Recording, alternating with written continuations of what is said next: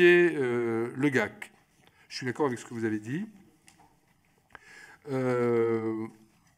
C'est vrai, sur la question du chapitre qui manque, je crois l'avoir dit d'emblée, moi-même, hein, et ça ressort aussi de l'audition de nos contacts. Oui, c'est un aspect parmi d'autres. Hein. Ce n'est pas l'aspect principal.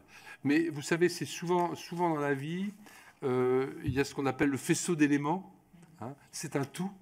Et quand s'additionnent des éléments perçus comme freins ou comme négatifs, hein, quand on est dans le stop ou encore, hein, vous savez, on vit tous des moments où on a un moral d'acier, on a l'impression, hein, le mandat de maire, c'est le plus beau des mandats, on arrive à faire des choses, soit dit en passant, même dans une commune importante avec l'administration de qualité qui va bien, le temps que je mettais dans mon premier mandat c'était il y a 30 ans, pour sortir un projet.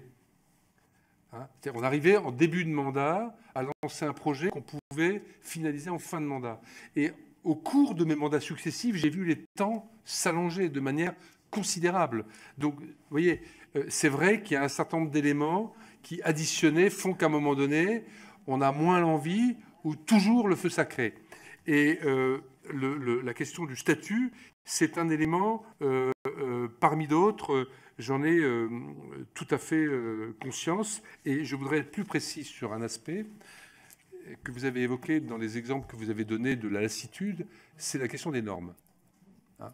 On a beaucoup travaillé d'ailleurs avec Alain Lambert, ancien ministre du budget, sénateur, ancien président du Conseil supérieur du notariat, cher maître, et homme de qualité s'il en est, et qui a été le premier président sénateur de cette délégation quand elle s'est créée, avant Jacqueline Gouraud et in fine votre serviteur.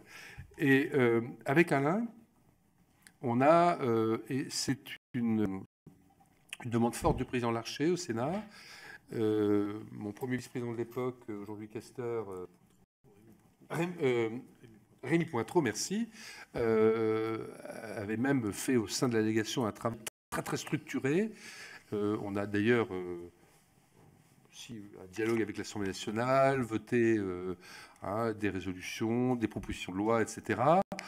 Et bon, pour le moment, tout n'a pas abouti, mais il y a eu, notamment sur le plan réglementaire, quand même des efforts qui ont été faits. Et en tout cas, sur ce sujet, pour peu qu'un gouvernement ait à un moment donné envie d'aller plus loin et d'y aller fortement, et notamment appliquer les règles qu'appliquent certains pays voisins, hein, pour une norme créée, deux normes supprimées, hein, on a encore une marge de progrès. Mais c'est un sujet sur lequel on est très engagé. Et comme on n'a pas voulu trop embrasser et mal étreindre, on a démarré notre travail à la délégation propositionnelle sur les normes de l'urbanisme, comme on aurait pu prendre sportive ou autre, pour choisir un thème sur lequel vraiment on puisse avancer. Donc, c'est un exemple, en effet, qui revient très souvent. Oui, j'avais mis de côté les résultats du questionnaire sur les motivations. Quand vous disiez, il n'y a pas que ça. Difficile conciliation du mandat avec la vie professionnelle, 13-14%.